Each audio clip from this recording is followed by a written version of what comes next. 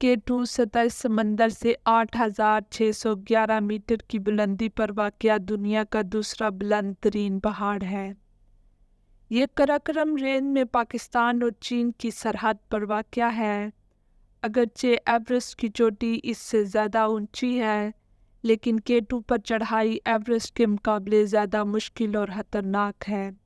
इसकी वजह यहाँ का ख़राब मौसम और पहाड़ का सीधापन है, यानी ये पहाड़ बिल्कुल सीधा है।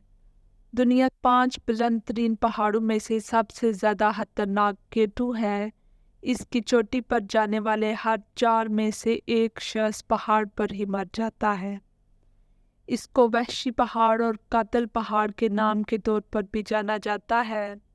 इस पहाड़ के बारे में कोपे माँ जॉर्ज बेल का एक फिक्रा बहुत मशहूर हुआ कि ये एक वहशी पहाड़ है जो आपको मारने की कोशिश करता है। K2 पर चढ़ाई आम तौर पर साल के गर्म तरीन औकात जुलाई और अगस्त के दौरान की जाती है। सर्दियों में इसको सर करना बहुत खतरनाक होता है, इसलिए सर्दियों में वहाँ पर कोई नहीं जाता। K2 को दुनिया की सबसे खौफनाक चढ़ाइयों में से एक समझा जाता है। अब तक सिर्फ 300 लोग ही इस पहाड़ को सर कर पाए हैं और तकरीबन 80 लोग चोटी पर चढ़ने के दौरान जान की बाजी हार चुके हैं।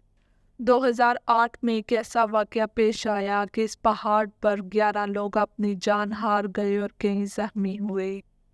2008 में दुनिया भर से तकरीबन 6 टीम्स इस पहाड़ को सर करने के लिए K2 बेस कैंप पहुँचे। हर ग्रुप ने अलग अलग जाने की बजाय इकट्ठे जाने का प्रोग्राम बनाया। उन्होंने ऊपर जाने के लिए फिक्स रोप्स लगाई। ये वो रस्सियाँ होती हैं जिनकी मदद से पहाड़ पर चढ़ा जाता है। 1 अगस्त को 25 कोपे माओ के ग्रुप ने कैंप फोर्स से चढ़ाई शुरू की। चंद घंटे गुजरने के बाद शाम 4 बजे के करीब ग्रुप बोटलिंग के पार जा रहा था, जब सेर्बिया से तल्लक रखने वाले कोपे मां ड्रेन मेंढक ने अपना कदम खो दिया और नीचे गिर गया। इसके साथियों ने देखा कि वो पहाड़ के किनारे से नीचे गिरा और फिसल कर रुक गया। मेंढक कुछ देर के लिए खड़ा हुआ और फिर दोबारा गिर गया।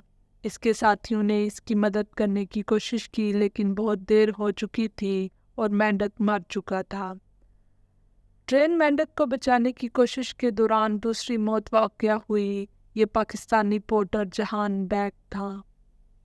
8:30 बजे के करीब नॉर्वेजन कोपे माओ का एक ग्रुप वापसी के रास्ते में बोटल नेक से गुजर रहा था जब बर्फ़ का एक बड़ा टुकड़ा इन पर गिरा। इसने इन रस्सियों को भी काट दिया था जो इनको नीचे उतरने के लिए मदद के लिए रखी गई थी।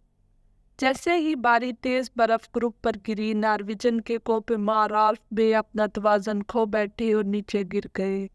इनकी अहलिया नीसा और इनके साथी अस्कोग बेबसी से इनको मौत के मुंह में जाते हुए देख रहे थे। इस वाक़ये के बाद अस्कोग और नीसा ने कैंप 4 में वापस जाने का प्रोग्राम बनाया और वो बगैर मुकर्रर रस्सियों के पहाड़ से नीचे उतरना शुरू हो गए। कुछ तजर्बाकार कोपे मां अंधेरे में अकेले नीचे उतरने में कामयाब रहे, जबकि कुछ कम तजर्बाकार कोपे मां जो गाइड की मदद से पहाड़ पर चढ़े थे वो रस्सियों के बगैर फंसे हुए थे। कोरियाई कोपे माओ का एक ग्रुप टूटी हुई रस्सी में उलझ गया और उन्हें डेथ जोन में किसी के आने का इंतज़ार करने के लिए मजबूर होना पड़ा। डेथ जोन 8,000 की बुलंदी को कहते हैं, जहां पर ऑक्सीजन ना होने के बराबर होती है और इस मकाम पर खाना हजम करना भी बहुत मुश्किल हो जाता है।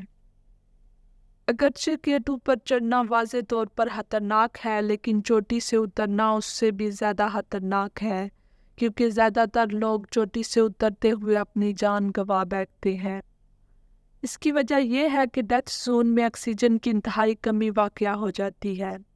ऑक्सीजन के बगैर हुलियात मरना शुरू हो जाते हैं, जिसकी वजह से कोपे मां बेतरतीबी और उलझन का शिकार हो जाते हैं।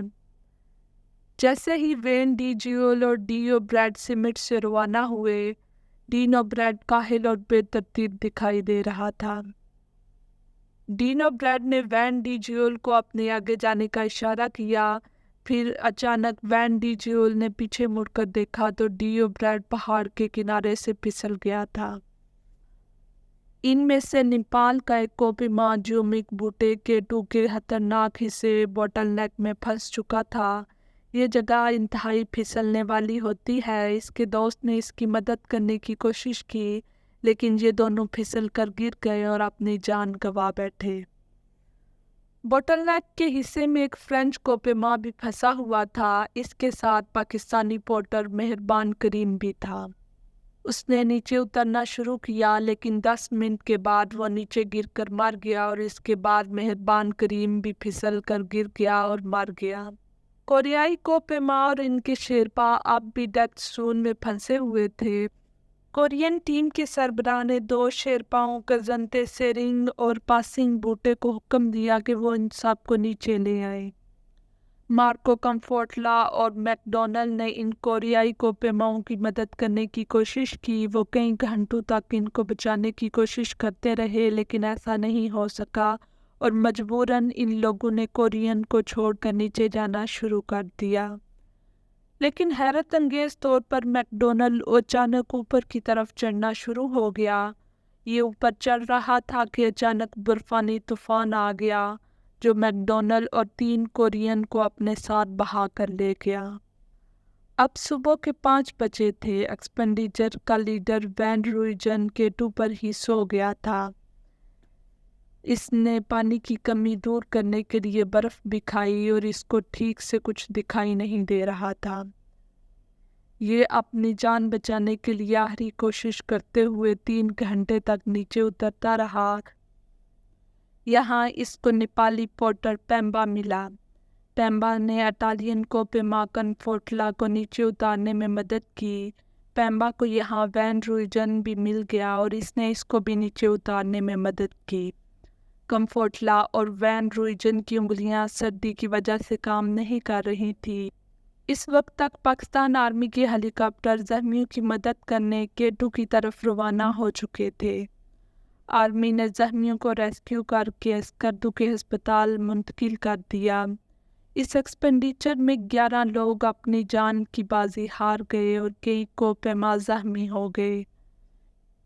लेकिन इस सब के बावजूद आज भी इस पहाड़ पर चढ़ना कोपेमाओं का ख्वाब समझा जाता है।